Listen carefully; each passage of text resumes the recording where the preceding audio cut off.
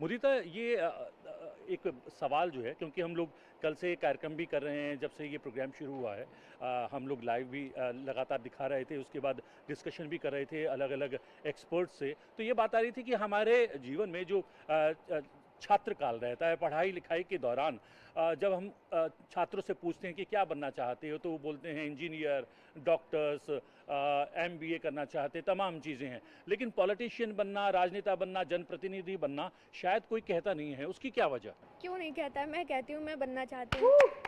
मैं बनना चाहती हूँ, बिल्कुल रिप्रेजेंट करना चाहती हूँ। और ये बहुत, मतलब आप समझिए, ये एक ऐसा फील्ड है जिसमें आप अगर उठेंगे ना तो एकदम ऊपर तक उठ करके जाएंगे और भारत को ना काफ़ी अच्छा एक कंट्री बना सकते हैं। मैं कुछ भी, मतलब राजनीति में आ करके कुछ कार्य करना चाहती हूँ।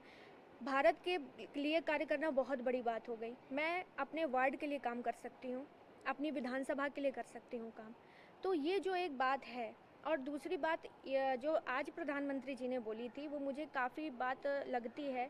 उन्होंने ये अपील कर बोला रही था जी, मतलब उन्होंने ये बोला था कि ये जो वंशवाद और परिवारवाद की जो राजनीति हो गई है, जिसकी वजह से राजनीति का जो परिभाषा है वो बदल दी गई कि राजनीति का मतलब है भ्रष्टाचार, गुंडागर्दी, इस टाइप की चीज़ें। तो ये जो राजनीति की परिभाषा है ना, वो मैं बदलना चाहती हूँ। और मुझे लगता है कि इस समय माननीय प्रधानमंत्री जी उसको बदलने के लिए कार्यरत हैं। लेकिन फिर भी बहुत सारे फील्ड हैं जहाँ पर हमें कार्य करना होगा। पार्टिसिपेशन आपको लगता है कि इस तरीके के अगर प्रोग्राम और ज़्यादा आयोजित किए जाएं, जिस तरीके से ये युवा संसद आयोजित किया गया है, अगर ज़्यादा हों तो पार्टिसिपेशन युवाओं का पॉलिटिक्स में बढ़ने लगेगा, बढ़ पाएगा? जी, पॉलिटिक्स में ऐसे बहुत सारे मुदिता जी जैसे होंगी जो होंगी जिनको पॉलिटिक्स में आने की उनमें इच्छा है, और जिनको नहीं भी है।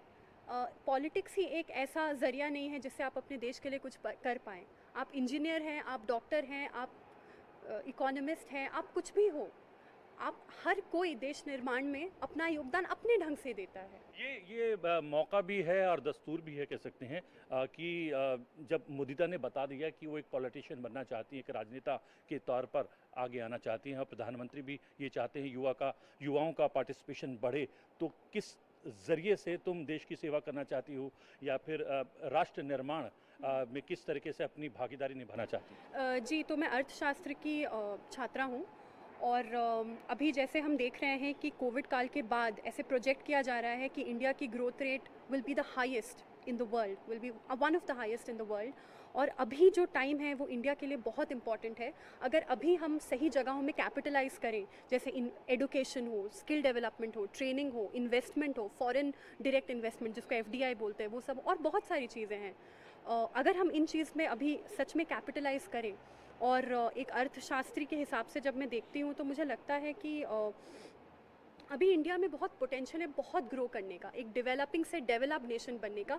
ये जो मौका है ये एकदम सही मौका है और इसे हमें गंवाना नहीं चाहिए, और इसमें युवाओं की बहुत ज़रूरत है। अभिनव, तुमने भी सोचा है कि क्या कुछ करना है? हाँ, तो जैसे उन्होंने बोला, आयती ने बोला कि पॉलिटिक्स ही ऐसा नहीं है, तुम कुछ भी कर सकते हो देश के निर्माण को।